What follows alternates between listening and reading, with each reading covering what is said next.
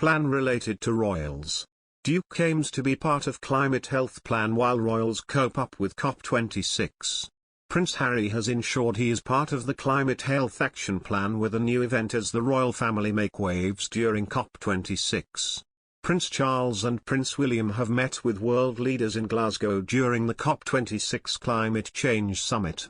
The Prince of Wales and his son have taken on more work during the conference after Queen Elizabeth II was forced to miss it due to doctors' advice. Now, Prince Harry has made sure he is part of the climate change plan after welcoming delegates of the Centre for Compassion and Altruism Research and Education into a conversation about climate change.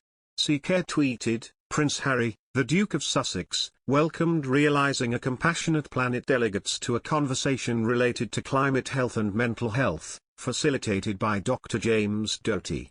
Over the years, the Duke of Sussex has launched a number of initiatives tackling the climate crisis, and has previously described it as one of the world's two most pressing issues."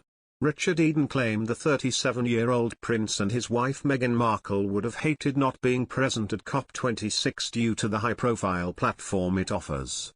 In a recorded video message for world leaders, the Queen praised her son Prince Charles and her grandson Prince William for their contribution to the climate debate and their environmental activism. Speaking of Harry's response on the Mail Plus podcast Palace Confidential, diary editor Richard Eden said, "They will have hated not being at COP26, I mean just the chance to talk to the whole world with Prince William there. One thing, in the Queen's speech, which I think will have been genuinely hurtful for Harry was no reference to him. The Queen talked about how her husband's environmental concerns were being built on by his son Prince Charles and his grandson Prince William. No mention of Harry, even though the environment is something that he's felt very strongly about through the years, has spoken about, and he's even launched initiatives like Travelist to try and do something for the environment. So I think that will have been hard for him." The 95-year-old monarch was originally due to attend the COP26 summit in Glasgow but was forced to regretfully cancel her trip after receiving medical advice to remain in Windsor. Instead, a recorded video message was played to assembled delegates at an evening reception on November 1. Both the Prince of Wales and the Duke of Cambridge, alongside their two wives, were in attendance and had been photographed with world leaders such as US President Joe Biden and German Chancellor Angela Merkel. Both Charles and William have conducted a number of engagements throughout the week, which has included attending Stella McCartney's sustainable fashion show, meeting Earthshot Prize finalists, and hosting meetings with world leaders. The Duke of Sussex is also a passionate advocate for sustainability and the environment and has given several speeches on the matter both during his royal career and post-Megxit.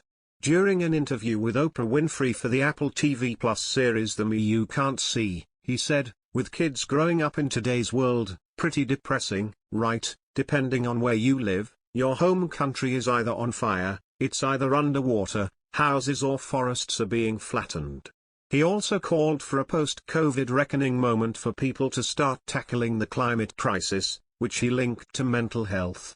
The prince is also president of Africa Parks, a conservation group that works to protect natural wildlife and ecosystems in Africa's national parks. Harry and Meghan have previously come under criticism for their use of private jets. In the summer of 2019, they took 4 private jets in the space of 11 days, which included visiting Elton John's home in the south of France. The prince has defended these trips, saying that he flies commercial 99% of the time and launched his own sustainable travel company, Travelist. Harry is 6th in line to the British throne, falling behind William and his niece and nephews. While Harry's life of service is undoubtedly valued, it's something that he's promised to carry on, albeit on his own terms. "We can all live a life of service.